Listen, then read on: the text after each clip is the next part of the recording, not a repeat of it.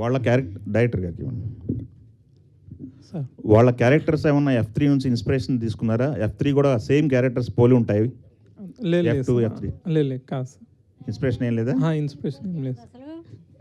ఆ సినిమాకి సినిమాకి పోలికే ఉందండి. ఇది వేరే డామినేటింగ్ ఫ్యామిలీ కదా మొత్తం. అట్లా పోల్చకూడదు, మీరే అలా పోలుస్తారా?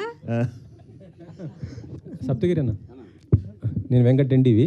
నేను హీరోగా ఇంట్రొడ్యూస్ అవుతున్నప్పుడు ఆ సినిమాలు రెండు సప్తగిరి LLB, సప్తగిరి ఎక్స్ప్రెస్ అని పెట్టావు. మరి ఇది సప్తగిరి పెళ్లి కానీ సప్తగిరి అని పెట్టొచ్చు కదా? నా ఒరిజినల్ నేమ్ వెంకట ప్రభు ప్రసాద్ అన్న, అందుకని పెళ్లి కానీ ఆ ప్రసాద్ తీసి పెట్టే. ఓహో, అంటే ఆల్రెడీ జస్ట్ క్యాజువల్. పెళ్లి కానీ ప్రసాద్ అనేది ఒక వెంకటేష్ గారి కెరీర్లోనే ఒక ఐకానిక్ క్యారెక్టర్ కాబట్టి ఈ సినిమా కరెక్ట్గా యాప్ట్ కాబట్టి అందుకని పెళ్లి కానీ ప్రసాద్ అని పెట్టాం. అంటే ఇందులో అంటే నీ పెళ్లి కాకపోవడానికి కారణం మీ నాన్నే అనేసి అంటున్నారు. అంటే అది కంటెంట్ మన టీజర్లో చెప్పేశాం, మా నాన్నే కారణం అని. సో వాళ్ళు ఆ టైప్లో ఉన్న ఫ్యామిలీని ఇంకో ఫ్యామిలీ ఎదుర్కొంటే ఎలా ఉంటుందని సినిమా. రియల్గా మరి ఎప్పుడు మ్యారేజ్ చేసుకోబోతుంది? ఏం చూడండి, ఎవరన్నా పిల్లల్ని నేను చేసుకుంటాను.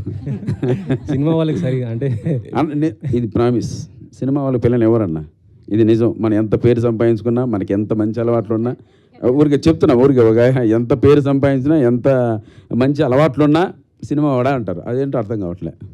అంటే మీకు అదే ఇబ్బంది అయిందా మీకు ఇప్పుడు? ఒక రకంగా అదే ఇబ్బంది.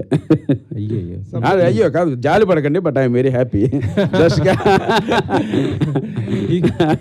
మీరు అయ్యో అంటే నిజంగా నేను చాలా హ్యాపీగా ఉన్నా ఆ విషయంలో. బట్ మంచిగా ఉన్నాయి, చూద్దాం.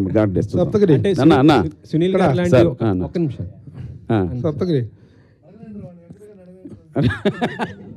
వెంకట్ కానీ అంటే సునీల్ లాంటి వాళ్ళే హీరోగా అయ్యి ఆ తర్వాత కొద్ది బ్యాక్ అయ్యి విలన్గా ఇలా కామెడీ ఇలా చేస్తున్నారు కదా, మీరు టైం తీసుకుని ఇలా చేస్తున్నారు అంటే అటు కూడా వెళ్తున్నారు చేస్తున్నారు అన్న. ఇండస్ట్రీకి వచ్చి 15 years ప్లస్ అయిపోయింది.